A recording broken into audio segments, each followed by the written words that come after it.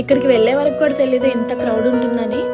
Hi everyone, ఈరోజు మేము జాన్పాడ్ వెళ్తున్నాము. మీలో ఎంతమందికి తెలుసు ఇలా జాన్పాడ్ దర్గా దగ్గర ఎవ్రీ ఇయర్ 3 days ఉర్స్ ఉత్సవాలు జరుగుతాయని. నేనైతే ఫస్ట్ టైం చూస్తున్నాను. ఇక్కడ ఈ ఏరియాలో ఉండే వాళ్ళకైతే చాలా మందికి తెలుసంట.